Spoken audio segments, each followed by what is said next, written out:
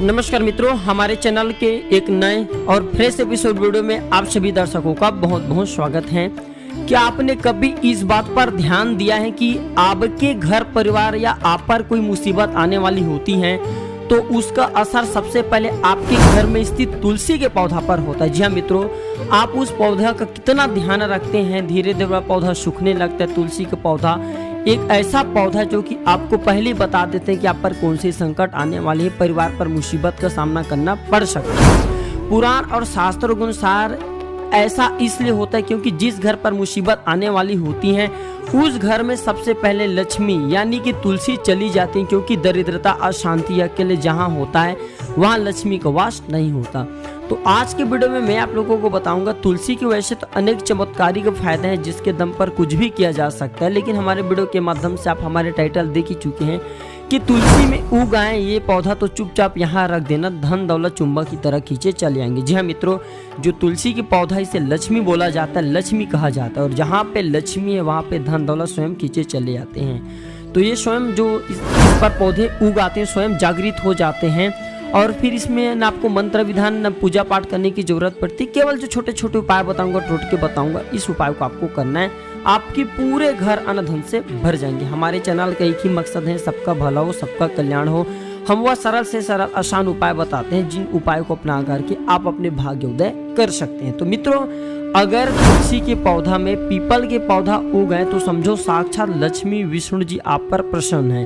तो आपको करना क्या, देखिए पीपल के पौधे उग आते हैं तो आपको भगवान माँ लक्ष्मी और विष्णु जी का ध्यान करते हुए इसे उखाड़ना है और इसे गंगा जल से धोने के बाद सफेद कपड़े में बांध करके घर की तिजोरी में रखना है।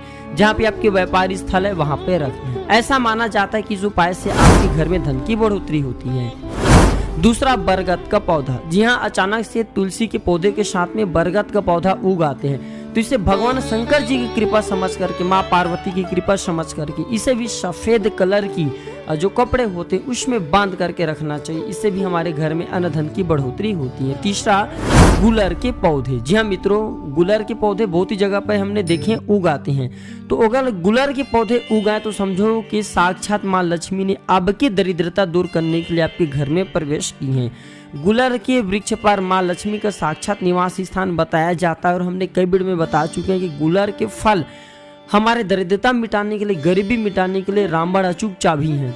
तो गुलर के अगर पौधे उग आते हैं तो इसे लाल चुनरी में लपेट करके आप एक काम करना, अपने पर्स में रख सकते हैं, इसके चांदी के ताबीज में भरवा करके पहन सकते हैं, व्यापारी स्थल पे रख सकते हैं। जहाँ पे भी इसका जड़ रहेंगे वह स्थान हमेशा अन्न धन से भरे रहेंगे। बिना तुलसी के श्री हरि भगवान विष्णु जी की पूजा पूर्ण नहीं माने जाते। भगवान हनुमान जी के जो भोग होते उसमें लगाते समय तुलसी के कहा जाए पौधे का भोग अवश्य लगाया जाता है, इसके पत्ते का भोग अवश्य लगाया जाता है। तो अगर ये तीनों पौधे उग आते हैं तो आप अपने पास में अवश्य रखें, अपने धन पेटी में रखिए, आपकी निरंतर देखना प्रगति होगा।